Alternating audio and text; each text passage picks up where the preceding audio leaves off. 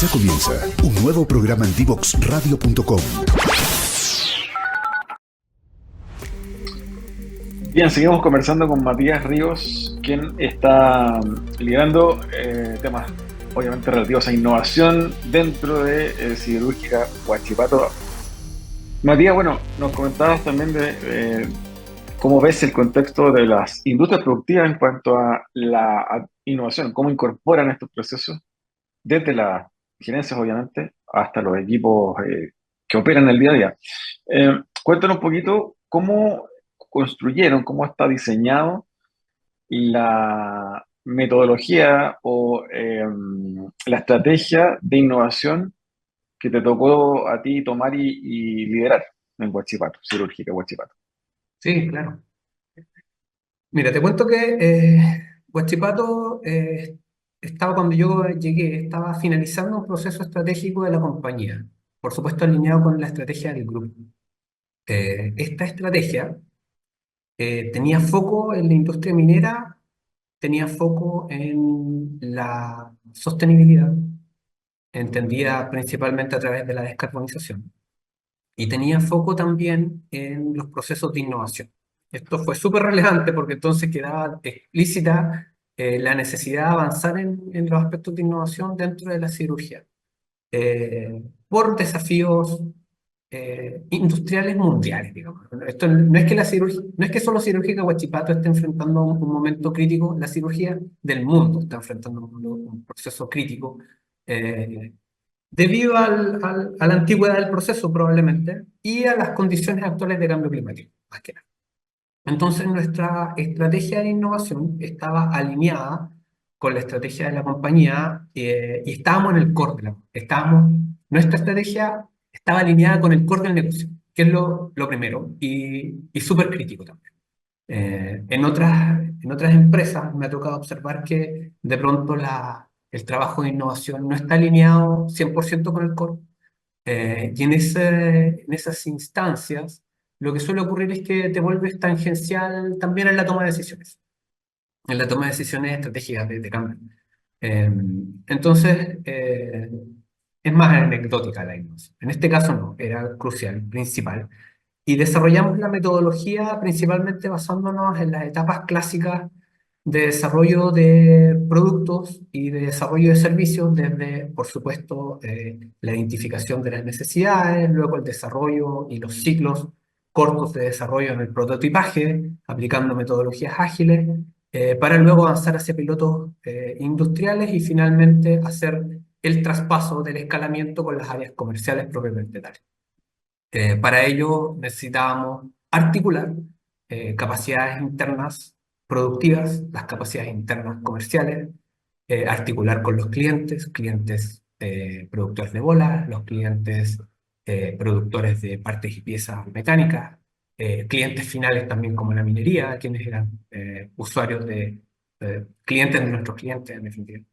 Eh, y para ello teníamos una serie un stage and gate documentado, también muy relevante, en algo, de nuevo, son reglas sencillas de explicitación del conocimiento, que es algo crítico para la sostenibilidad de la compañía, de explicitar el conocimiento, lo hacíamos a través de una documentación sencilla y que no solamente permitiera a los expertos en innovación o solo a la gerencia de innovación ver qué es lo que estaba pasando, sino que efectivamente cualquier persona de la compañía se metiera y entendiera qué es lo que está pasando con el proyecto, por qué lo estamos haciendo así, por qué tomamos esta decisión u otra.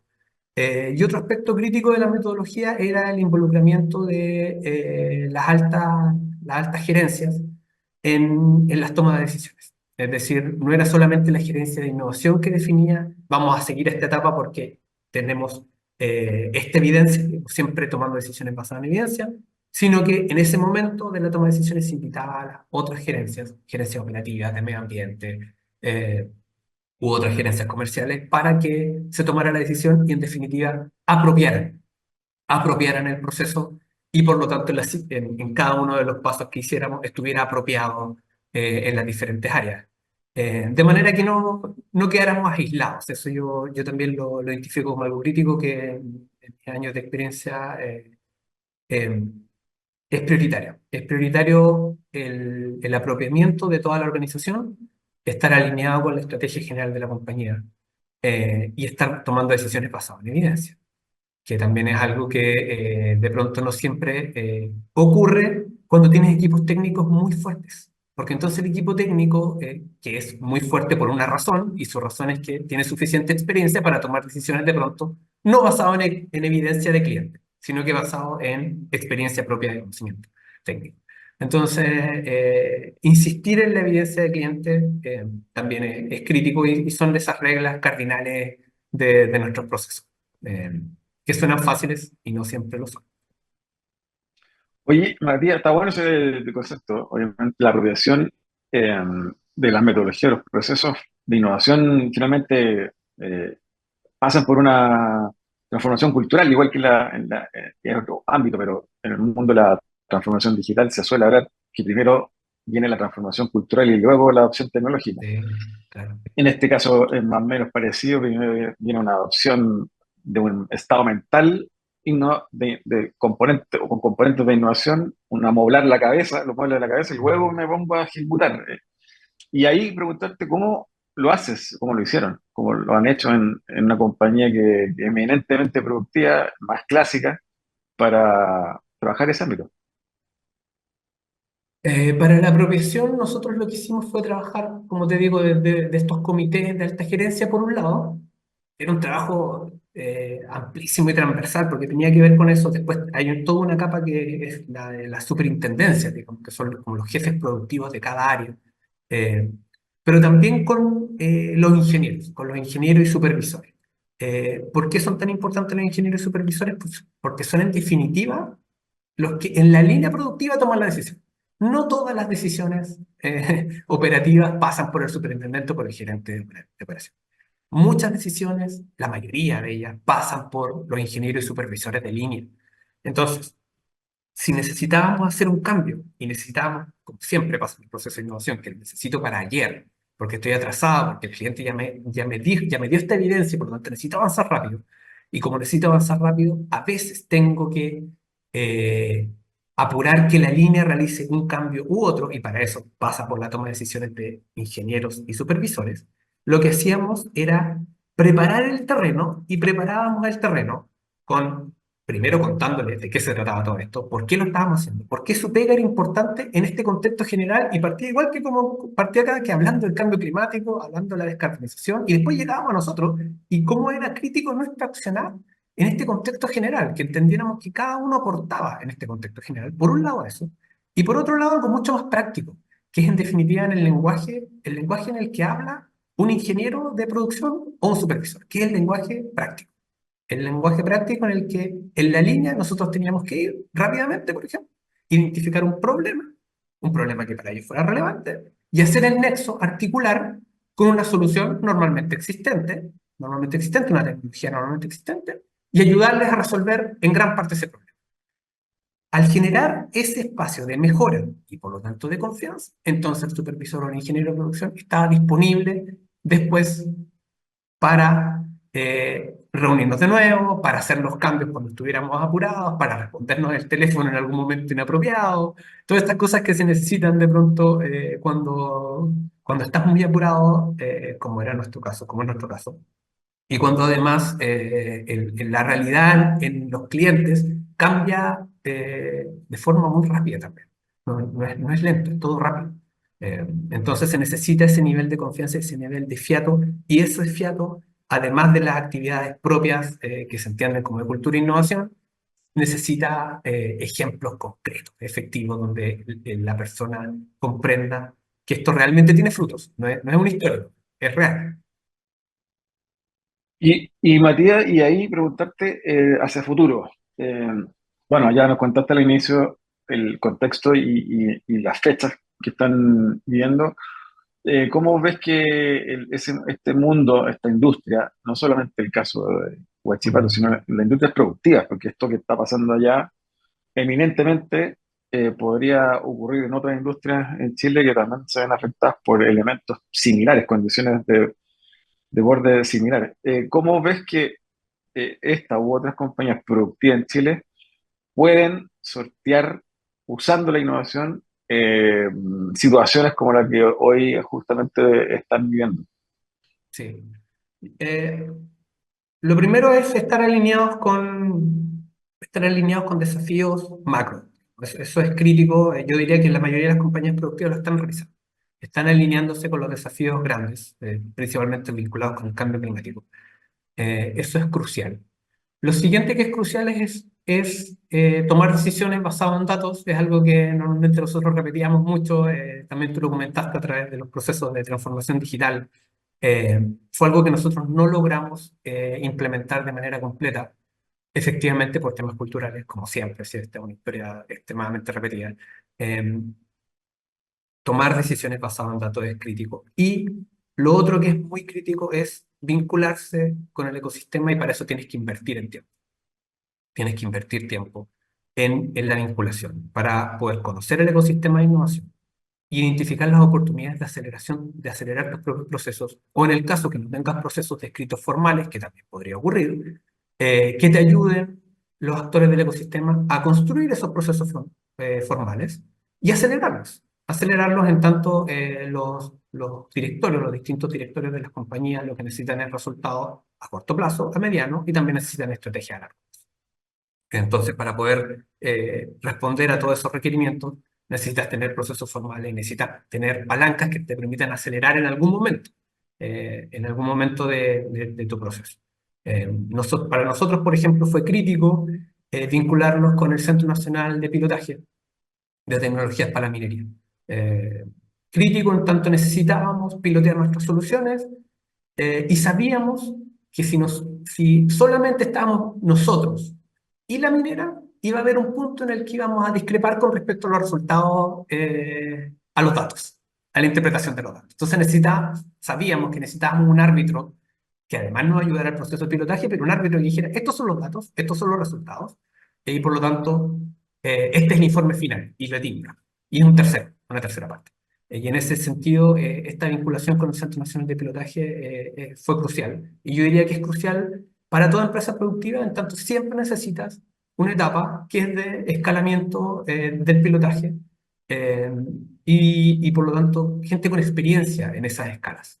Porque de pronto tenemos mucha experiencia en escalas de laboratorio o en pequeños pilotajes muy pequeños, pero cuando tienes que dar el salto antes del escalamiento completo del negocio, en nuestro caso, antes de la producción de las 50.000 o las 100.000 toneladas, necesitamos una etapa anterior, que serán 5.000, 10.000 toneladas de acero, y en ese escalamiento necesitas a alguien que tenga experiencia en ese tamaño. En ese tamaño. Entonces, eso también es sumamente crítico, poder salir a buscar ayuda, entender que no todas las capacidades están internas nunca van a estar.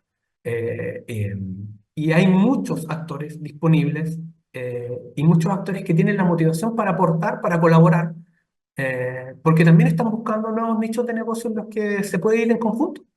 Que si las manufacturas, sí o sí, yo diría que leí un informe que ya debe haber sido el 2016 del Banco Mundial que hablaba de la servilización de las manufacturas como una tendencia sin regreso. O sea, las manufacturas se van a servilizar todas, es lo más probable, o todas las que sobrevivan. Entonces, y lo vemos en las grandes manufacturas, no sé, en la manufactura de automóviles, por ejemplo, o que hablar de la manufactura de smartphones, pero va hacia allá, toda la manufactura va hacia allá. Y por lo tanto, es evidente que las industrias productivas, no solo de la región del Biobío, no solamente de Chile, tienen una vocación de producto. Y una vocación de producto es muy diferente a una vocación de servicio.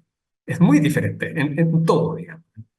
Por lo tanto, necesitas ayuda y hay que salir a buscarla.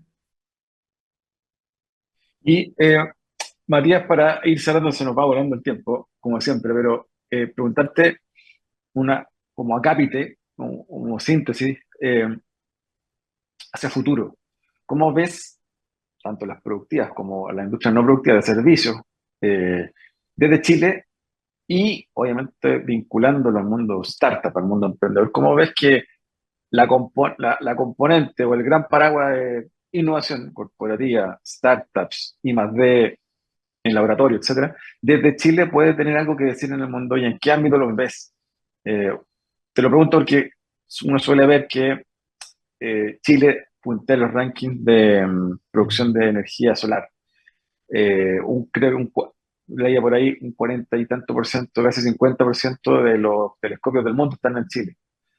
Eh, Todavía seguimos siendo, o seguimos teniendo algo que decir en el mundo del cobre, en la industria del cobre, Sí. la reserva, etcétera.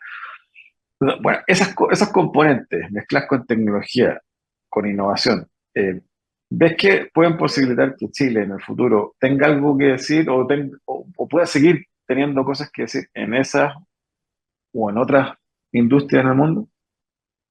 Sí, sí, yo estoy convencido que sí, soy un esperanzado, yo estoy convencido que sí, que sí tenemos mucho que decir en un contexto sobre todo de transformación de los principales drivers. Yo diría que hoy día ya no se trata solamente de Big Data. Esa etapa de únicamente Big Data está pasando por los efectos que hemos generado en el planeta. Y en ese contexto, yo quiero decir que el distrito minero de Chile no es cualquier distrito minero, es uno de los distritos mineros más importantes del mundo. Y además es un distrito minero muy tecnologizado. Por mucho que nosotros de pronto internamente vemos que no sé, hay problemas, o cuando tú visitas una mina y dices, mira, falta esto, falta lo demás allá, o no han avanzado suficiente en este punto. Es uno de los distritos más tecnologizados del mundo. Y es un referente, es un referente. En definitiva, cuando nosotros hablábamos en Perú, por ejemplo, de lo que se está haciendo en el distrito de Chile, entonces, si se está haciendo en Chile, es lo que se va a hacer. Era eso, era esa la perspectiva. Entonces, alinearnos con, yo diría que el paso que tenemos que seguir trabajando, y que no es que no se esté haciendo, sino que aún es incipiente, pero que se tiene que trabajar mucho más.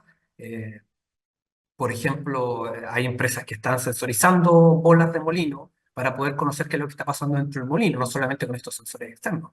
Acá mismo en la región del Biobío hay una empresa liderada por un ingeniero matemático, Ibring, que se dedica a utilizar herramientas avanzadas matemáticas para mejorar las condiciones, por ejemplo, de consumo de agua en la minería. Yo diría que acoplarnos al gran distrito minero de Chile para el desarrollo de tecnologías sostenibles que a su vez están linkeadas con por qué tiene que ser sostenible. Tiene que ser sostenible porque la producción del cobre que va a permitir la transición energética tiene que ser sostenible. Y por lo tanto es el gran desafío de todos, que además en Chile es una ley, la ley marco de cambio climático. eh, yo diría que ese es un camino crítico, el camino de las tecnologías para la sostenibilidad. Yo diría que nosotros tenemos un gran espacio de trabajo tecnológico en el distrito minero de Chile para poder después saltar a otros distritos industriales que podrían requerir este tipo de tecnologías. Entonces tenemos las condiciones eh, de capital humano, tenemos algunas condiciones de desarrollo de laboratorio, no todas, porque por supuesto tampoco somos un país desarrollado, pero sí tenemos una condición muy relevante que es un cliente suficientemente grande para escalar una tecnología que después pudiera servir en otros distritos industriales. Y eso es un tremendo valor, es un tremendo valor, y que de pronto también podrían ser otros distritos industriales en Chile, pero es evidente que la minería es un tractor suficientemente grande como para que una empresa crezca a 10, 20 millones de dólares, qué sé yo. Oye, Matías, se nos fue volando el tiempo. Para cerrar, ¿alguna recomendación de algún libro, algún autor, alguna página, algo que te parezca Sí, sí, sí. interesante? Al principio pensé en algo típico como de innovación, en el libro de innovación que estoy leyendo y todo eso, pero en realidad yo creo que para los que trabajamos en innovación y para los que no también, es súper importante nutrirnos de pronto de documentación que viene de otros lados. Yo en este caso quiero recomendarle el último informe de desarrollo humano del PNUD. Este último informe, que es del año 2024 y que además ha generado una serie de escosores, se llama ¿Por qué nos cuesta cambiar? Yo creo que el nombre es suficientemente revelador del alineamiento que tiene con los procesos de innovación. Todos los que trabajamos en esto sabemos que el por qué nos cuesta cambiar es de pronto el primer gran escollo, y lo que tenemos que trabajar con nuestros colegas, lo que tenemos que trabajar con nuestros clientes. Y estos insumos son críticos para poder entender qué es lo que está pasando con las sociedades, porque nosotros trabajamos dentro de sociedades que toman decisiones, y esas decisiones son las que nos permiten avanzar en un sentido o en otro. Y el desarrollo tecnológico para el bienestar de los ciudadanos requiere de mínimos de confianza, por ejemplo. Se ha hablado mucho de esto, de los mínimos de confianza requeridos para la colaboración, y de pronto no tenemos todas las condiciones en la sociedad para que ello ocurra. Y por lo tanto es un esfuerzo de todos, no solamente nosotros, sino que un esfuerzo de todos los ciudadanos, poder generar condiciones para la confianza eh, eh, que nos permitan avanzar hacia eso que queremos hacer, desarrollarnos como país. Excelente, gracias Matías por la conversación, muy interesante. Es tremendamente potente el mensaje final, porque también desde acá estamos convencidos de que más innovación, más tecnología, más emprendimiento también dentro de las compañías como también en el mercado es fundamental para que un país evolucione, sobre todo hoy donde impera la inteligencia artificial, por decir una de tantas otras tecnologías que está cambiando no solo Chile, sino el mundo. Y si no te subes, probablemente pasa lo que le ha pasado a algunos países que han quedado rezagados y terminan en el olvido prácticamente, con economías deterioradas porque no entendieron cómo cambiaron las industrias, cómo cambiaron las economías, cómo cambiaron los requerimientos del mercado, las tecnologías que modelan también los mercados y los sistemas productivos.